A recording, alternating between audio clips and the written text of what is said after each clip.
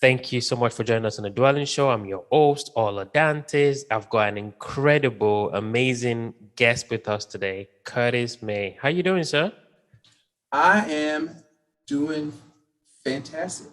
I'm excited. I love it. Yeah, I love it. We were just talking before the show. Curtis, let's jump right into it. Can you kind of tell our listeners who you are, what you do, and kind of what you've been up to lately? Yeah, so my name is Curtis May. I'm the anti-Wall Street financial advisor, and I'm a host of the Practical Wealth Show podcast. And I actually help people implement, strategies. But what I do is I help teach people principles, financial principles that help them become and remain financially free. And so there's a lot of ways to do. There's 5 principles. There's tons of strategies. So one of the things we were talking about before, there's financial principles, right? And so principles kind of, make sure that you have a roadmap where you're not just making stuff up every time. You got certain principles that you follow. Principles drive strategy, and strategy drives tactics. And what we try to do is make sure that we keep things in order, starting with why, then how, then what. Right. And so those are the orders that we try to organize. So I basically teach people that. If you ever read Rich Dad, Rich Dad, Poor Dad, but The Richest Man in Babylon, I teach that. I teach the 7 cures for a lean person and the 5 laws of gold. I mean, it's really that simple.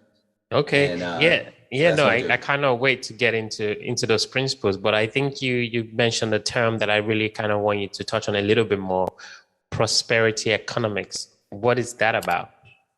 So prosperity economics is kind of, it's a bigger picture where you're looking at kind of the opposite of what we call conventional wisdom or typical financial advice, which in my system we affectionately call the accumulation theory, right? Where you're taught to buy and hold, get out of debt, buy term investor difference, dollar cost averaging, get a diversified portfolio of mutual funds, all of that, what I call Susie Dave stuff, right? Where it's all about hoping the stock market goes up. And hope is not a good strategy.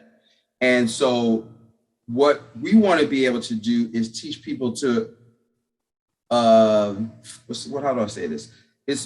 I want them to have unlimited potential. I want you to live the best life you can right now. So we teach principles that have nothing to do with products. And what we want people to do is to, live the best life they can today and in the future, and learning how to, teach what we call the velocity method, which is focused on doing what the institutions do with money, right? So they teach you all the stuff I just named: buy and hold, get out of debt, dollar cost averaging, blah, blah, blah.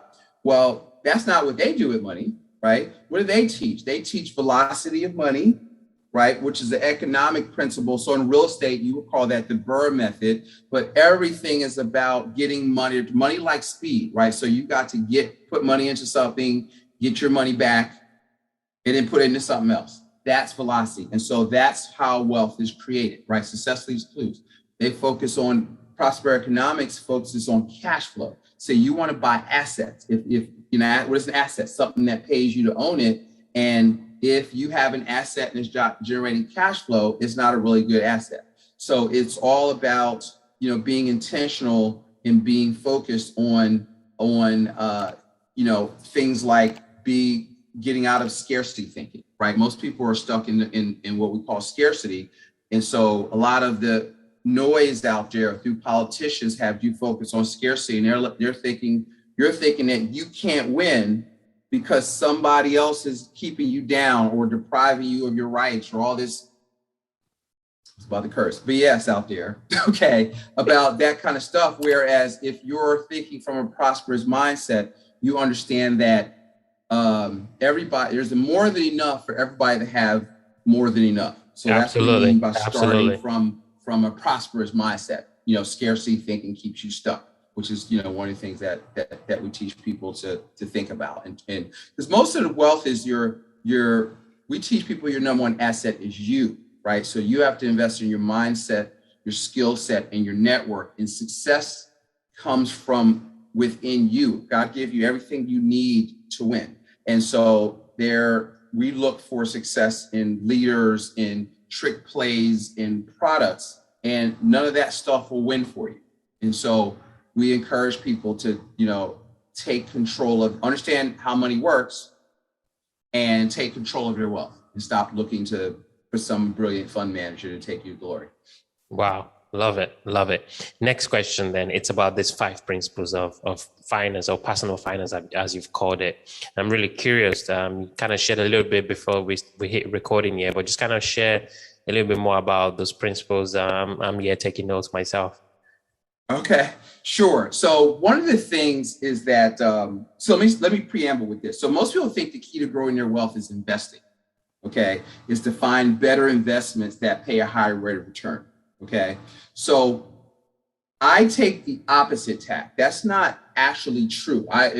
When you go through the 5 principles, investing is literally principle 5. That's the last thing you should be doing. Okay, and so if you want to, because what most people think is investing is not investing, they're speculating. Because Warren Buffett's mentor said investment is something you put your money into. Your principal is safe. You have a reasonable opportunity to make a profit. So if it doesn't meet that definition, you're gambling, you're speculating, right? And so we got to make sure we're on the same page. But what we teach is that if you want to create maximum wealth, the first thing you got to do is create maximum efficiency, right? And so we've got to stop giving money away. So most wealth is lost. It's really like 6 areas where what we try to get people to understand is, one is most wealth is lost by how you manage cash flow. 2 is how people pay their mortgages, taxes, how they fund retirement plans, how they pay for kids' education, and how they pay for major capital purchases. Now, there's more money lost in those 6 things than you'll ever make trying to run down winning investments. So if you've got a bucket that has holes in it, do you want to turn up the volume of the water, or should you plug the leaks in the bottom first? Okay, so Curtis plugs the leaks. So now let's layer on top of that. Now you've got principles. So principles are like your guiding philosophy when it comes to personal finance, okay, and successfully includes. So the first principle is saving, right? When I say saving, you can't spend every dollar that you make. You have to underconsume, and we call it capitalizing. So a lot of people especially real estate investors, they want to keep all their money at work. And, I can't leave money in savings. I'm not making money. I got to keep my money moving. But there is an economic value of certainty, of liquidity, of access to capital. Number one problem I see is lack of capital on an individual level. Okay. So how do you get that? Well, we teach people, I want you to save 15 to 20% of your gross income. And if you're listening to this and you're still working, that is not your 401k, because that's not saving. Savings means safe, accessible, and guaranteed. Okay. So where can you store your cash? But the first thing is, we're not even talking about a destination right now. I'm just talking about a habit. If you read Richest Man in Babylon, the first chapter is what? Part of all you earn is yours to keep. Okay. So those are principles. It's like the 10 Commandments. So these are not even negotiable. All right. So the second principle is, and I'll kind of go through these and we can go deeper in all of them. I'll just name them first. So the second principle is maximum protection. And so maximum protection is things like insurance, auto insurance, homeowners insurance, making sure that you've got the not full coverage, but the maximum liability coverage. See, a lot of people think, well, I got full coverage, but they're underinsured. So if they were to at-fault accident, they would find they're underinsured, and they could be, somebody can come at them, and you're listening to the show because you're trying to build wealth, but you got to protect the kingdom, right? And so you got to have proper homeowners. You should have umbrella coverages. You need to have entities, LLCs. You want to control everything and own nothing, right? So that's part of your protection strategy. You want to look at your homeowners. What if you got sick and you couldn't work? That's disability insurance, right? What if you died prematurely? Do you have what we call human life value? Can your family, you're gone, and I have a real estate investor will tell me, well, I have my wife or my husband, we have these properties and she'll be fine because we have all this cash flow. Does she know how to run it? or what if the market's down, right? There's no liquidity there. So maybe you got to hire a manager. So your estate needs liquidity. So life insurance transfers tax-free, boom, bypasses probate. And now you could have, $500,000, hundreds, $2 million of tax-free. So that allows you to keep everything going because you have liquidity. See, so most people skip that step because it's not sexy, okay? And they think, one, it costs too much. Two, what's the other one? It won't ever happen to me. Or three, they just don't know it exists. I had a guy and I had this couple, they have probably a portfolio of a couple $1 million of business. And, and I said, look, you're underinsured in your renter's insurance. If you were to have a loss, I said, well, you should have, your car insurance liability limits are too low and you need an umbrella policy. So I said, just call your person. I told him what to ask for. He emails me back. Man, I got it. I got $1 million worth of umbrella coverage. And my premiums went down by $20 a month because of the bundle. But now he feels better because insurance is to indemnify you, which is to make you whole. So if you had a fire at one of your property, you would never invest without insurance, right? You need to that's playing defense. So you have to do that and your individual as you set up your individual game plan. So you got to have a game plan first. The third principle is what we call forward placement of assets at death. So I call that you want to create a legacy of wealth and the wisdom to go along with that wealth, right? So you want to, because there's more to passing on wealth. It says in the Bible, what a wise man leaves an inheritance for his children's children. So you have to build that in, right? But you have to give instruction to that. And you have to build processes. So one of the things I'll ask people, if let's say your kids were 18 or 16 and you were to pass away, would you want them to get $1 million or $2 million with unfettered access and no instruction if something were to happen to you? Never. No, never, right? So what is that? What did you just tell me you should have?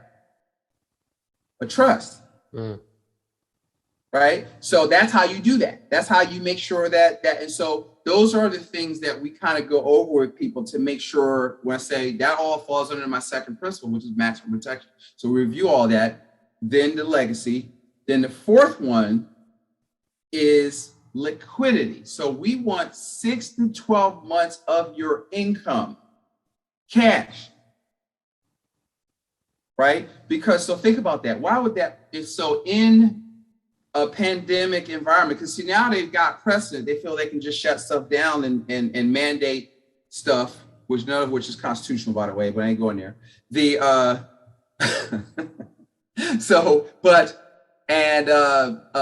think about that. So if let's say you're a smaller business owner, the landlord, 6, 7, 8, 10 properties, and the government made it legal to not pay you.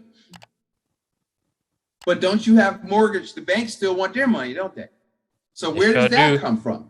They sure do. They want their money. So that's where so you're worrying about, I gotta have my money fully invested. No, stuff happens, right? And you need to play defense. Now, your first 90 days is your emergency fund, right? But everything above that is I want you all to see yourselves as little hedge funds, little Berkshire Hathaways, where everything above your emergency fund, we call your opportunity fund, and you're looking for ways to deploy your capital into assets that generate cash flow so that you can become financially free, which means you've got passive income greater than your expenses. Okay. So that's why you want to be liquid, because if you're not liquid, you have to invest in what the masses invest in. You're trying to do, $300 a month in a Roth IRA or, a dollar call. You can't make any money with that stuff. You have to have some capital. So, and you need to grow your business so you can be a credit investor, so you can really get into good stuff, right? That I've got access to some of that stuff that people that are listening, I can't even tell you about by law, because you don't qualify to hear about it. And they're great. And they're better than most of the stuff you see on TV, but you got to get to the point where you qualify to hear about it, right? And then the fifth principle is velocity, okay? And so we talk about the accumulation theory versus the velocity method. So principle 5 is, so what do you do with the liquidity we built up from principle 4? You're looking for ways to get your money turned over, right? So it's like put it in something, get it back out, put it in something else, put it in something. So if you think about it with your syndications, what do? You get it, they get money, they get cash flow, you force appreciation, 2 or 3 years, you refinance it, you get all your money back out. And then what do? Put it into another deal. That's the velocity method. And that's how the game is played. And too many people are doing what the banks want you to do, but they take your money and they're creating velocity. They would never tie their money up in an account for 30 years and hope the market goes up. They would never invest without insurance. They would never put their money in something where you put up 100% of the money, take 100% of the risk to maybe make 30% of the profits if there's any profits at all. They would never do that, but that's what they teach us to do.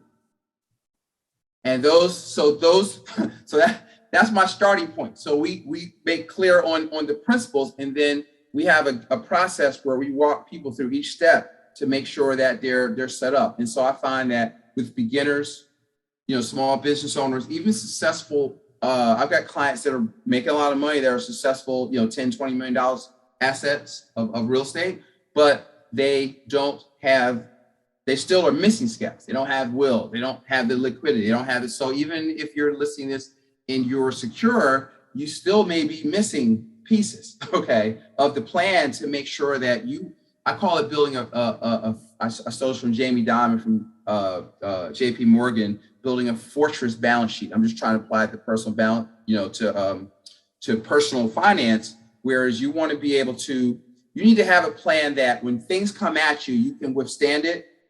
And then when opportunities present themselves, you're in a position to pivot, to take ground, right? And that's kind of what you want to build. You need to be nimble enough to take advantage. So if you've got liquidity, when opportunities present themselves, you can access your capital. But if you don't, either through you building up liquidity and other people's money, having lines of credit, knowing how to raise private capital. I mean, it's all of that, because people don't get there. You're hit from the what I call advisors for the middle class. They want you to get out of debt, but rich people use debt. Debt is money, right? So they use debt to buy real things, right? To buy real assets that have intrinsic value, that cash flow, a business, a apartment building. That's a real thing, and you're using that. They're giving you this fake money called fiat currency, and you use that to pay your taxes and the rent that your tenant is paying off your mortgage, and you go use debt. Now, what does the debt do? The debt, not giving tax advice, but the debt and the depreciation allow you to what? Minimize your taxation, right?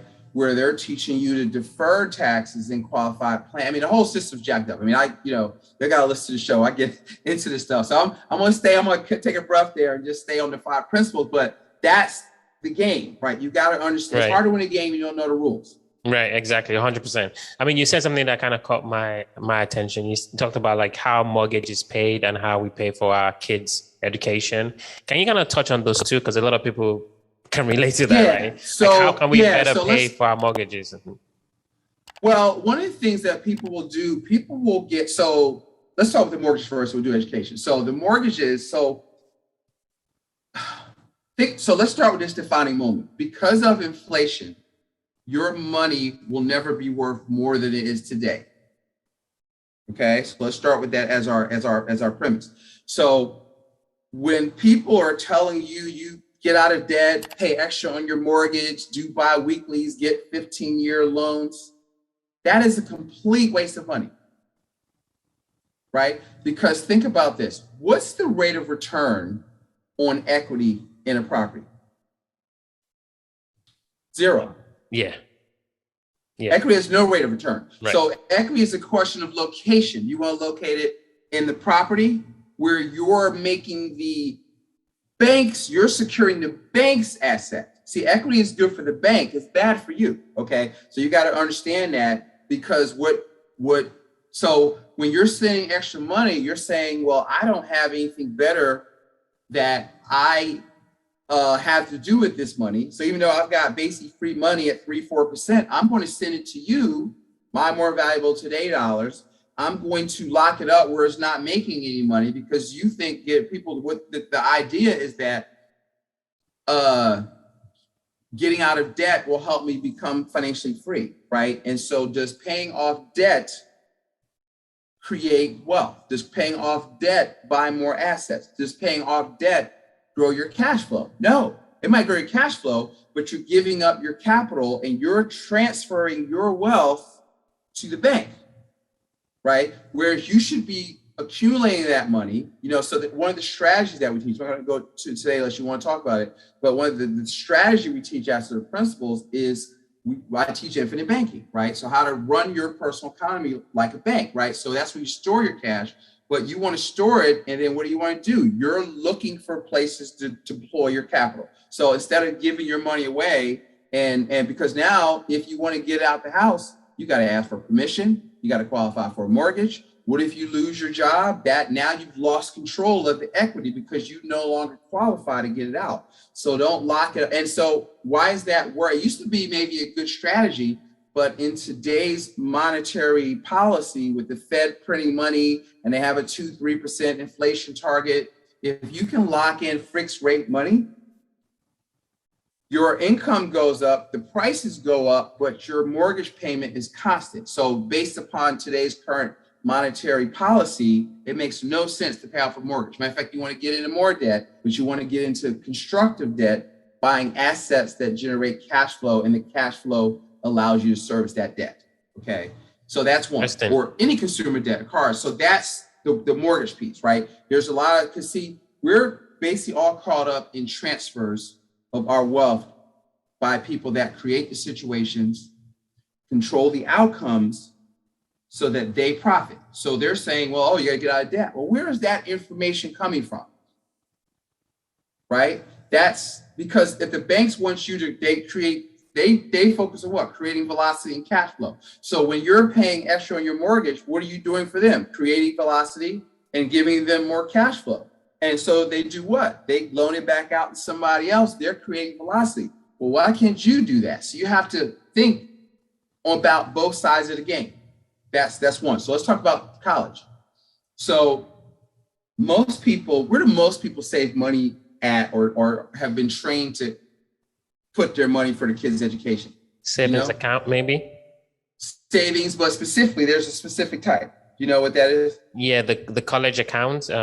What they call it, 529, 529, uniform gift and monitor. Right. Yep. So we don't like, or I don't like, single-use products. You put money in the silos because, again, you can't create velocity because it's trapped in this single-use product for 18, 20 years, and then you can only use it for college. That's one problem. Then it's most of the places where they teach you to save it are in mutual funds. So I've had people, I remember talking to somebody who we talked about this, and her kids were getting ready to go to college in 2008 or 9. So what happened to the equity markets then? So the 80,000 you thought you had was maybe 50. So you lost $30,000 right there. And then only way to use the money is to liquidate the asset, right? Which is sell the shares to turn it into money so you can do for it. So now you're giving up. The other thing they don't teach in personal finance is opportunity costs, right? So you're saving, and then you take it back out, and you've lost all of that money, or the future value of what that money would have become because you liquidated the account. All right. And the money you have in those plans, when you go, those of you are getting ready for college and you've been sold this by who? The financial industry, it's called FAFSA, which is when you fill out your college apps. Those of you got kids that are juniors, seniors, you'll be very about to be, because I have a daughter that just started as a freshman. I took her to school last week, and I got a daughter as a junior at Duke, right? So I didn't know anything about it. So I had a crash course in college planning, right? And but one of the things you see, to ask you, well, if you got money in 529 plans, college plans, savings, they see your asset column. So if you've got 30, 40, 50 grand in a 529 plan, you're like, great, that's 50,000 you don't need from us. right? Because that's part of your household contribution. Whereas one of the things, a strategy is, this is part of the banking strategy, but is you can shift that money into insurance-based products like life insurance, where you can still have access to the money to do what you want to do, but it's invisible to fast. So you can still have access to the money, and you can still max out on whatever age you qualify for. Okay, so that's why. So it's, you got to do it, but it's how you do it. It's important, and the way you're taught to do it creates transfers and inefficiency. That makes sense? Interesting. Very fascinating. I mean, this is a lot. Yeah, this is a lot. I mean, I'm really enjoying this. I mean, I wish we can keep going on and on, but I might have to bring you back. I'm a bad man. I can tell. But we're definitely dwelling into the quick rounds. So these are going to be quick question, quick answer. You ready, sir? Mm-hmm. All Yes. right. First question: what makes you, Curtis, unique? What is that differentiating factor that separates you from the next guy or the next girl?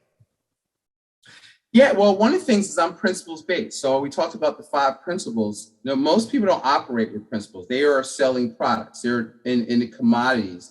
And so what makes us unique is I'm a financial educator, right, at the core. So when we work with, I'm in general, if I'm out playing basketball, I'm always coaching people. All right, wait, your elbow should be in here. And I see kids and they're doing it wrong, or your footwork's, I just start coaching, right? This is in my nature. But with regards to money, see, educate is what I consider myself. I implement, but I'm an educator. And the root word of educate is educe. It's a Latin word called educe, which means to draw out. All right. So I believe that you just need to be, actually, most of the stuff is common sense. So if I can draw it out of you, I'm the guide, right? It's your money. You're the hero of the story. Curtis is the guide. And so how I'm unique is I want to make sure that you own it. You understand, you've got principles. So if I'm not around, I've given you a thought process to deal with challenges that come up in your life. That's the difference. That is unique. That makes me unique. Second question: you've got a bunch of books behind you. What was the last book that you read, and what was the one thing you picked up from that book? Good question.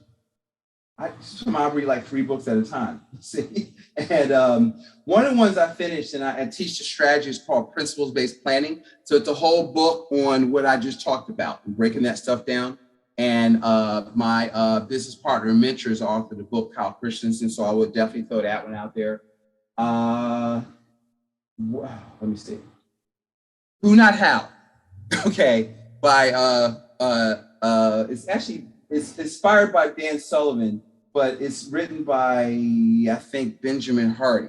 And one of the things is that we get caught up in how to do stuff. That's like a thing I hate. So like, oh, I'm learning all this, social media and how to build funnels and that kind of stuff. And that's below my pay grade, right? And so I need to be focused on who can get it done, make sure the price is right. Here you go. You do that project, right? the best decision I ever made was, and I was reading this, so now my whole theme for this year is who, not how, okay? And who can do this, not how can Curtis do it, okay? And if you let that go, that'll make you more efficient. And here's another one I think about, because I'm in this now, and I'm starting to teach this to our clients, is the 12-week year by Brian Moran. And so that is your operating system. See, what happens is, as you move into what I call the performance economy, if you want to be, in business or whatever, or even a better investor, you have to stop operating what I call the bureaucratic time system, right? 9 to 5. You have to learn how to, what I learned there is a month, like 12 months in a year. Well, a month is a week. So I focus on, and we teach our clients to focus on 90-day targets, 12 weeks, and then being really efficient in, okay, here's your daily tactics to make sure you have a good week, right? If you have 4 good weeks, you'll have a good month. If you have 3 good months, you'll have a good quarter. If you have 4 good quarters, you'll have a good year. And so that, I started doing that like last October, where I heard it on a podcast. And I probably could teach it, and give me another 6 months, I could be one of their coaches, right? Because it's been life-changing, because it just focuses you on not wasting time, like being more efficient in work and, focusing on your, one of the things I learned is one, I set 3 goals, only 3, not all over the place. Two, I do 2 business goals and a personal goal. So optimum fitness, and certain things. So, all right, so what are the tactics that have to get done? I got to work out. I got to watch my nutrition. I got to eat right. I've got to, publish for a business goal. If I want to get the lead generation I want, I got to publish every day, Instagram, do the podcast. I work on strategic alliance partners. So I have tactics that need to get done every week that allow me to hit my targets. That is life-changing. Wow. Love it. That's enough. Love it. Final question. Yes. You're busy. You're doing a bunch of stuff. What do you do for fun? So I played basketball in college. So even 58, I still consider myself a basketball player. I'm still decent. That's one. I still play ball once or twice a week. We love to travel. So to me, you work to not work. Okay. And so my goal is to do 3, eventually 4 vacations a year. So it's already, what is it? We're at August as we record this. I've already gone twice. We went to Aspen in January to go skiing. We went to Mexico City in June. I got 3 daughters, right? So I got three 10-year-old, 18. So 5 of us flying to wherever we're going to. Okay, so you have to make money to do that, but then you get there, you are your number 1 asset. So I love traveling because I need to recharge myself. If I'm the number 1 asset, you can't work all the time. So I heard a wise man say, if you want to double your income, you got to double your time off. So I like that. And I like reading, as you can see from my bookshelf. People say, how do you get all this stuff in? That's what I do relax. I like to listen to music. I like to journal and read because I always think about how can I be better? How can I get better at communicating these ideas to our clients? Because I really love what I do. Fantastic. If there's somebody listening and thinking, wow, I really like Curtis, love his energy, want to get connected with him, what's the best place people can reach out, get to know you more? So I would want to have you go to the podcast, The Practical Wealth Show, or Instagram, and then there are links to all my stuff on my IG bio. I also have a YouTube channel. So what I do is some things are visual, right? So I'm always like doing screen shares and drawing little lessons. So if you go to my YouTube channel, if you search The Practical Wealth Show, you'll find it, and then subscribe. And we try to do a couple of videos every week. And, eventually when the student is ready, the teacher will appear. I also have a report. So I've talked about the velocity of money, and a lot of people don't get what that is. So I actually, if you don't mind sharing, I'll share with you. I have a gift for your listeners so we have a free report called Creating Wealth with the Velocity of Money. Okay. And so it's kind of loosely based on it's cartoons of Scrooge McDuck in there talking about the accumulation theory, but the velocity method. So we talk about that because that's ultimately where you want to end up. And I'll give you 2 ways to get to it. So if you text P Wealth, PWEATH to 55444. So text, and the number you're texting to is 55444, and then the keyword in the message type P Wealth. That should send you a message with this report in it, and it'll put you on my emailing list so you can stay in touch. And then also now, and if that doesn't work because somehow the government is messing with the short codes, the follow-up number, if you're hearing this and that's not working, then text the same thing, P Wealth, to 1-833-422-0250. You can always go if you're really excited and I've said something that inspires you, can go to the website, practicalwealthadvisors.com, and just click apply to work with Curtis, and we can set up a no obligation free consult. That's it. You're a legend. Thank you so much. Really, really appreciate your time today.